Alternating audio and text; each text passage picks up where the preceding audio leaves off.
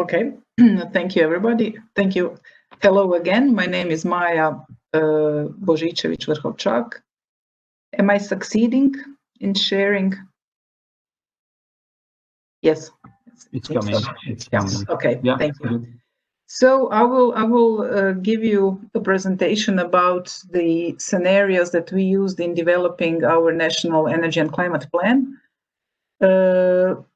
I will talk less about modeling and more about input data. So I think this might be really add to the previous presentation.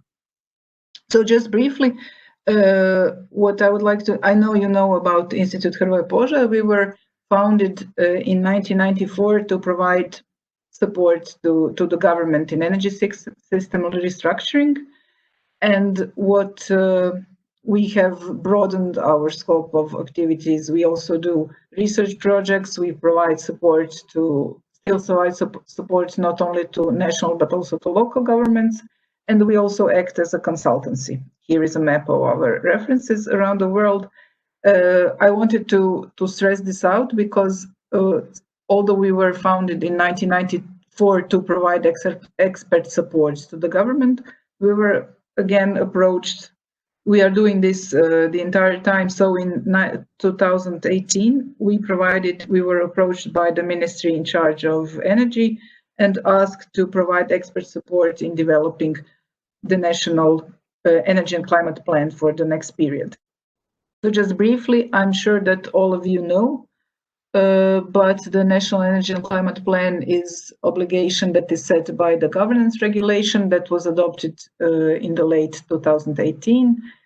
And the document was the regulation was very dear to me because this is the first time that energy issues and climate action is covered within one legal act and one approach. So the two continents are finally very close to each other, and we were developing the plan, the support, the backing material for the plan for the first period, 21 to 30, and the focus was supposed to be put on greenhouse gases emissions, of course, on renewable energy, energy efficiency, and electricity interconnections. So this is what I said. I would like to say a couple of words about input data. So before we were ready to do the modeling, we needed several input data, and as Francesco mentioned, the data availability and data quality are always the main thing when in scenario development. So although there are some demographic trends, projections at global and EU level for Croatia, we approached the ministry in charge of demography, and they said that no real official data exists at Croatian level. So we engaged a team of people dealing with demography, and they provided us demographic trends, which are pretty gloomy, unfortunately, but they say that this cannot be avoided. So the population is expected to significantly decrease until 2050. And also we had a team of external economists that developed projections of gross national product. I'm sorry, the graphs are in Croatian. I didn't have time to translate them, but I hope you understand. So the GDP is projected to double from 2020 to 2050, which sounds good, but is not actually that good as it sounds. Another set of input data were climate change related data. We had as partners National Hydrometeorological Institute, and they shared their projections of temperature and precipitation with us. So left you see temperature, which is expected to rise, and precipitation, which is expected to change, and the available water forces are expected to decrease. And also we used technology prices projection as one of the inputs. And here we used a variety of either International Energy Agency inputs or some more specific, for example, Fraunhofer Institute for solar installations, etc. So these were the inputs, and based on this, we developed 3 scenarios: the unavoidable business as usual scenario, moderate transition scenario, and accelerated transition scenario. And the difference between moderate and accelerated transitions are in a building's renovation rate, in some assumptions made for transport sector development. So in both cases, we project modal shift, we project more use of renewable energy in transport and increase use of electric vehicles, but more ambitious, obviously, in S1 and less ambitious in S2. And also there is a difference between share in renewable energy sources in the two cases and the targeted emission reduction. So after all these input data and after we agreed on the 3 scenarios roughly, we modeled bottom-up. We had the bottom-up approach to consumption sectors, which are household, services, industry, and transport. And in both cases, in both scenarios, actually in the 3 scenarios, we modeled their energy consumption and this energy consumption mix. And here are the results. So in the accelerated transition, you see that the consumption is obviously decreasing. And this is the more ambitious scenario, I remind you. So our current amount of energy use is still not as high as some of the more developed EU states, as you know. So our general target was to stabilize 2050 emissions at around 2 ton greenhouse gases per capita. And this was the overall approach in this scenario. So the final consumption of energy is decreasing in some and more in the largest decrease is expected to be in household sector, which you can see this is the green bar throughout the years. What is important also to say, we expect electrification of all consumption sectors. So we expect increase of final electricity consumption in all sectors. So here you see that although the total final energy is decreasing, the final electricity consumption is, we expect it will increase, which is the most significant in traffic, which is the yellow part of the yellow bar in the graph. Here in the next slide, I would like to compare the 2 scenarios. So here is the final energy consumption. You see that the S1, the green line is obviously more ambitious than the red line. So the consumption is expected to decrease more. And in the moderate transition scenario, you can see that it is even expected to rise a bit until 2030, and then to begin its decrease. As for electricity, again, as you would have guessed yourself, the electricity consumption is expected to rise more in the more ambitious scenario and less in the less ambitious scenario, but still in both cases it will almost be 50% higher than for example, in 2016, which is a lot, bearing in mind that all sectors are electrifying, but still household sectors, but also all the energy efficiency first principle was applied. So energy efficiency is increasing, but still electricity consumption will increase significantly. So I'm here I was hoping to be as brief as possible because I was hoping for the questions you might have. The scenarios, the NECP scenarios are obviously an ongoing process. So even though our institute was very much in favor of the more ambitious scenario, the so-called accelerated transition scenario, the political decision in 2019 was made, and the moderate transition scenario was the preferred one by the ministry. So currently, our NECP contains the moderate transition scenario.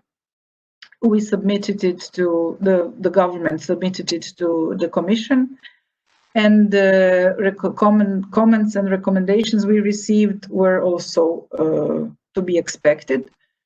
Renewable energy sources share is higher than 32, which was the somehow expected from us by the Commission. We were in both cases above 35%, which Commission regarded and said that the ambition is high. However, they noticed that in transport, the share was not projected in line with it was a bit lower than the new RES directive. And also the comment was that in energy efficiency, the ambition was low. We didn't agree fully with that, but we were also happy to see that some states received a mark as very low ambition. So we were not among the least ambitious in the EU. However, in the meantime, we had, as you all know, the Green Deal, also the Green Growth and Recovery Fund, and we are happy to see that also the political somehow climate is changing also in our ministry. So it seems that they are now fully aware that we should be more ambitious. So we expect that at least, if not earlier, in 2023 or 4, when the NECP is supposed to be revised, we expect the ministry to be more ambitious than today.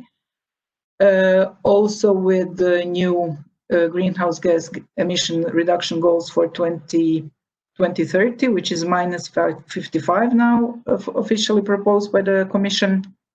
And also, in the meantime, we also developed a new scenario with net zero greenhouse gases emissions, which are more ambitious than both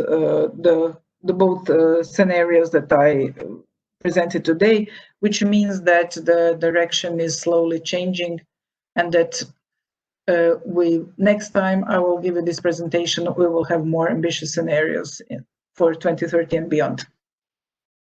So this was what I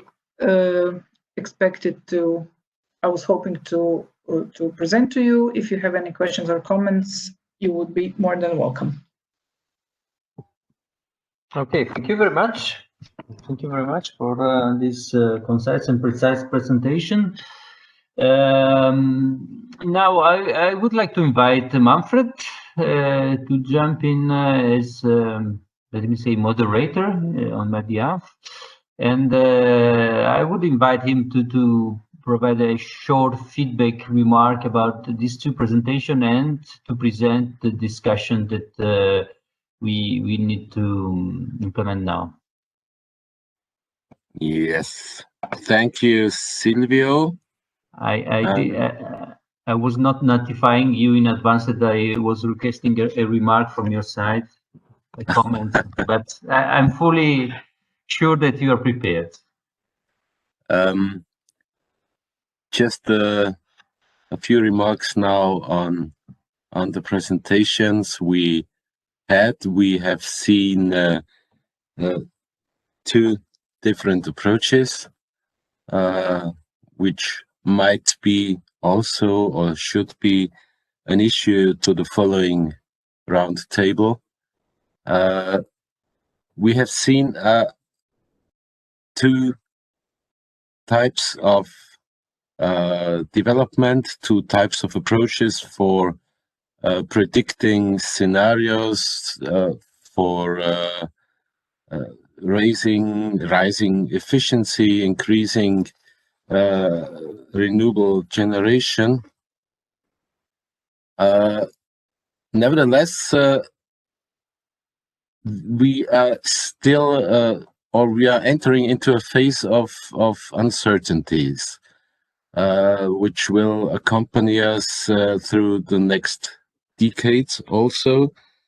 And we are planning now, based on a framework which has been stable up to now, be it economic growth, be it mobility issues. Many things have changed within 1 year and will stay. And so also the predictions for development of the energy system are still based on bricks, on cornerstones, which are also changing. I may remember all the impact of the clean energy package, the renewable energy directive within as a part of this, introducing the possibility for energy communities, for more distribution in generation and in consumption, for load shifting, flexibility, all things, volatile generation, all things we did not have to face up to now. And also the introduction of new technologies. As I remember, we had a very good introduction to the Saxony-Anhalt hydrogen strategy, which is a very interesting approach. Nevertheless, there's still a low efficiency in the use of hydrogen. It takes much energy for providing it, and then has its losses in the reconversion to electricity. And this is the next point. We're shifting to an electricity epoch now.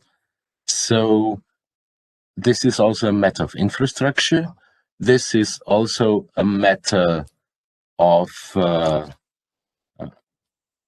infra and of planning, of spatial planning, which